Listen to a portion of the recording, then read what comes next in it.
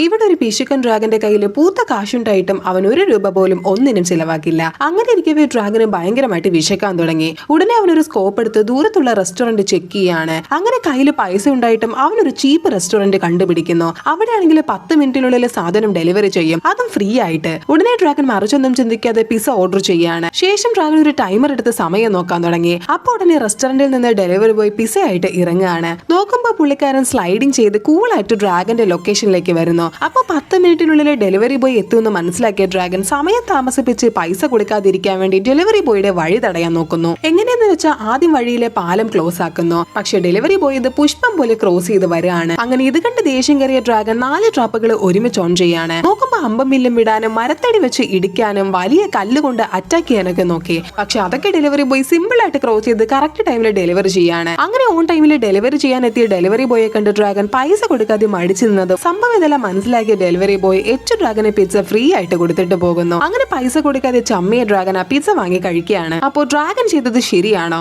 Comment ചെയ്യൂ.